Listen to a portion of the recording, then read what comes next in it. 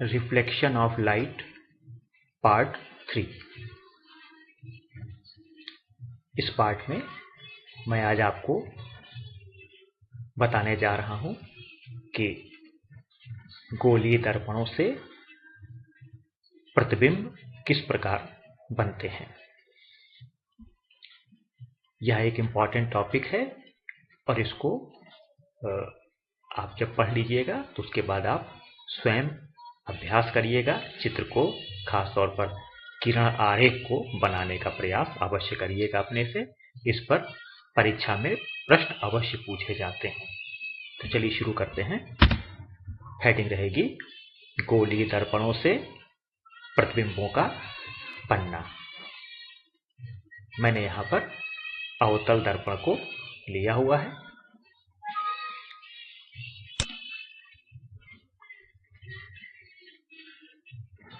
आपने इसके पहले लेक्चर्स में अवतल दर्पण से संबंधित सभी पॉइंट्स को जान लिया था, जैसे कि ये सेंटर में पोल होता है, ये पोल से होकर गुजरने वाली क्षैतिज रेखा को मुख्य अक्ष कहते हैं, और ये जो अवतलाकार दर्पण है या जिस गोले का भाग होता है उस गोले का केंद्र इस दर्पण का वक्रता केंद्र यानी कि सेंटर ऑफ कर्वेचर कहलाता है। और पोल और सेंटर ऑफ कर्वेचर के बीच ये जो लाइन देख रहे हैं आप, ये जो लाइन सेगमेंट है, इसका जो सेंटर होगा, इसके बीचों बीच का जो स्थान होता है, इसे फोकस कहते हैं। और मुख्य अक्ष के समांतर चलने वाली कोई भी किरण दर्पण से परावर्तित होने के पश्चात इसी फोकस से होकर गुजरती है। यह आपने पिछले लेक्चर्स में सीख लिया है। आज मैं आपको इस दर्पण के द्वारा प्रतिबिंब का बनना बताने जा रहा हूं। चलिए छात्रों, सबसे पहले हम लोग अपनी वस्तु को लेते हैं जो वक्रता केंद्र के पीछे स्थित है। देखिए, यह वस्तु है। प्रतिबिंब बनाने के लिए सबसे पहले आप तरीका मैं बता रहा हूं, सुनते चलिएगा और फिर आप इसको स्वतः बनाइएगा पेंसिल और पटरी का प्रयोग करके। तो वस्तु आपने मुख्य अक्ष पर रख ली है। सबसे पहले इसके शीर्ष से, हेड से एक मुख्य अक्ष के पैरेलल यूं लाइन खींचिएगा। मैं दिखा रहा हूं आपको, ये देखिए। जब यह प्रकाश किरण दर्पण के परावर्तक तल पर पहुंचती है तो फिर यहां से यह परावर्तित होती है। और आप जानते हैं कि मुख्य अक्ष के समांतर चलने वाली प्रकाश किरण दर्पण से परावर्तन के पश्चात कहां से गुजरती है बताइए? फोकस से। देखिए, ये फोकस से गुजर गई। तो पहला काम आपको करना है कि वस्तु के हेड से मुख्य अक्ष के समांतर एक किरण चलाएंगे और उसका परावर्तन दिखाएंगे, और परावर्तित किरण मुख्य अक्ष से फोकस से होकर गुजरनी चाहिए। अब आपको एक किरण ले चलनी है जो उसके सेंटर ऑफ कर्वेचर से चलेगी, सेंटर ऑफ कर्वेचर की ओर चलेगी। देखिए, सेंटर ऑफ कर्वेचर यानी वक्रता केंद्र छात्रों जो प्रकाश किरण चलती है वह परावर्तन के पश्चात इसी पथ पर लौट जाती है। इसलिए सी से चलने वाली प्रत्येक किरण पर दोनों दिशाओं में तीर लगता है। देखिए, यहां भी तीर लगा हुआ है, गौर से देखिएगा, यहां भी तीर लगा, डबल तीर लगते हैं। नहीं, यह परावर्तन के बाद इसी मार्ग पर वापस भी लौटती है। अब ये दोनों किरणें जिस बिंदु पर एक दूसरे को काट रही हैं, देखिए क्या बिंदु है, यहीं पर प्रतिबिंब बनेगा। तो मुख्य अक्ष से इस लाइन को जोड़ती हुई, इस घटान बिंदु को जोड़ती हुई एक ऊर्ध्वाधर लाइन खींचिए पहले। देखिए, यहां प्रतिबिंब बना और इसका शीर्ष नीचे की ओर है, यानी कि प्रतिबिंब उल्टा बनता है। तो जब प्रतिबिंब उल्टा बनता है तो ऐसे प्रतिबिंब को हम कहते हैं वास्तविक प्रतिबिंब। तो वास्तविक प्रतिबिंब उल्टा बनता है। आप देखिएगा तो निष्कर्ष क्या निकला, आप इसे कॉपी पर नोट करिए प्लीज, कि जब वस्तु दर्पण के वक्रता केंद्र के पीछे स्थित होती है तो हमें उसका वास्तविक तथा छोटा प्रतिबिंब वक्रता केंद्र और फोकस के बीच प्राप्त होता है। चलिए सेकेंड केस लेते हैं और इस बार वस्तु हमारी ठीक वक्रता केंद्र पर रखी होगी। ये देखिए,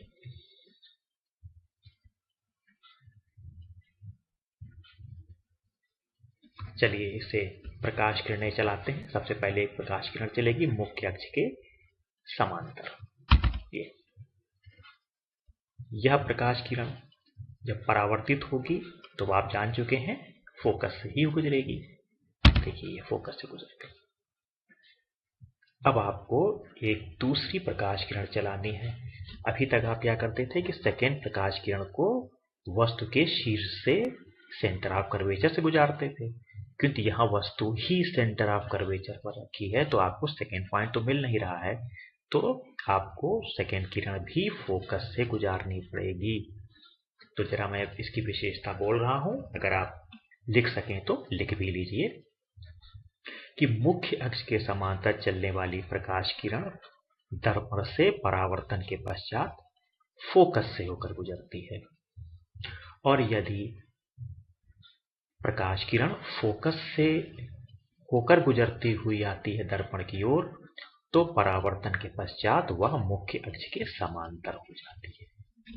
देखिए, यह प्रकाश किरण आई फोकस से होती हुई दर्पण की ओर, और दर्पण से जब ये परावर्तित होती है, ये देखिए ये मुख्य अक्ष के पैरेलल हो गई। अब ये जो कटान बिंदु दोनों किरणों का, इसको आप मुख्य अक्ष, इस पॉइंट सी को इससे जोड़ती हुई एक लाइन बनाइए पहले, और यह प्रतिबिंब की स्थिति को प्रदर्शित करता है।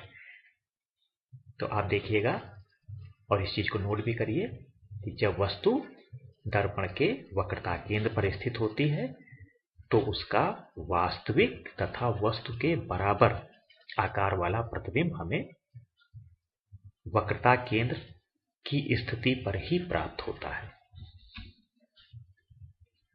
चलिए आगे बढ़ते हैं।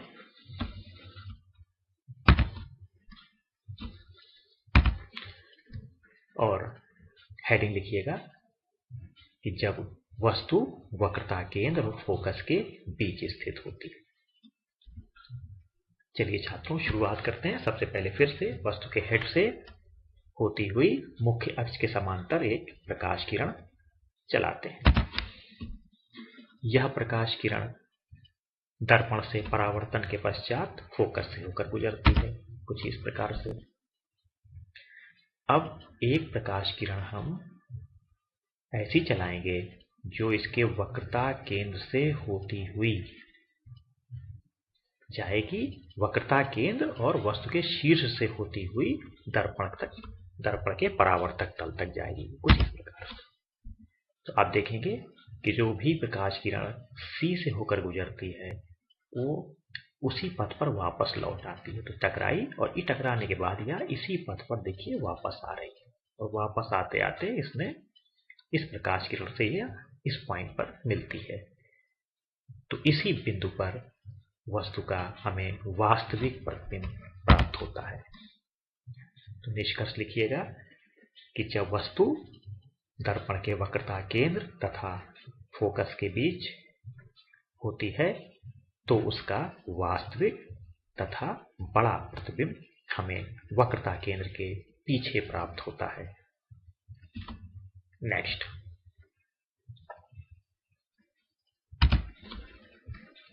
इस बार वस्तु को दर्पण के ध्रुव P और फोकस के बीच कहीं रखा गया है कुछ इस प्रकार से।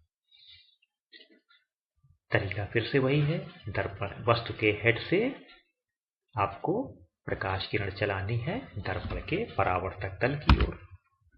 यह प्रकाश किरण परावर्तित होकर फोकस से गुजरेगी, यह आप जान चुके होंगे अब तक। तीसरा चौथा केस है ये।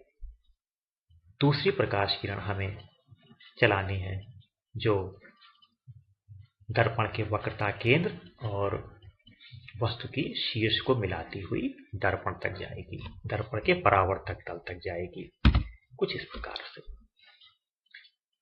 अब यह देखें, यह किरण इनफैक्ट वापस लौट आती है यहां से, ये उस पार नहीं जाती है। ये आपको ऐसा मैंने बना जरूर दिया, बट ये जाती नहीं है, यह किरण इसी परावर्तक तल से वापस लौट आती है। डबल एरो लगते हैं इसमें।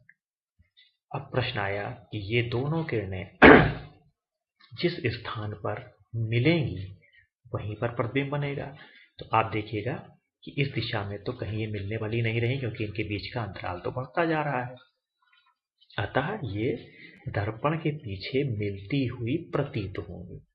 तो हमने क्या किया, इस किरण को थोड़ा आगे बढ़ाया यहाँ तक, और इस किरण को भी अब मैं आगे बढ़ाने जा रहा हूं। आप देखिएगा ये दोनों किरणें इस पॉइंट पर मिल नहीं रही हैं, बल्कि मिलती हुई प्रतीत हो रही हैं। तो इसी बिंदु पर हमें प्रतिबिंब प्राप्त होता है। देखिए इस प्रकार से आप देखिएगा यहां प्रतिबिंब सीधा है, वस्तु का शीर्ष भी ऊपर है, प्रतिबिंब का शीर्ष भी ऊपर है। तो जो प्रतिबिंब सीधे होते हैं, इस बात को नोट करिएगा कि जो प्रतिबिंब सीधे बनते हैं वे सदैव आभासी होते हैं। तो नोट करिए इस बात को कि जब वस्तु दर्पण के पोल अर्थात ध्रुव और फोकस के बीच स्थित होती है तो अवतल दर्पण द्वारा उसका वास्तविक तथा आकार में बड़ा प्रतिबिंब हमें दर्पण के पीछे प्राप्त होता है। तो छात्रों, इस प्रकार आपने गोलीय दर्पण की सहायता से प्रतिबिंबों का बनना सीख लिया है विभिन्न स्थितियों में। इस लेक्चर को मैं यहीं फिनिश कर रहा हूं। नेक्स्ट लेक्चर में मैं आपको मिरर फार्मूला बताऊंगा। हालांकि इसका मैंने एक आपको फोटोस्टेट पोस्ट किया हुआ है, किंतु मैंने आपको उसको एक्सप्लेन नहीं कर पाया था। नेक्स्ट लेक्चर में मैं आपको उसे एक्सप्लेन करूंगा। Thank you.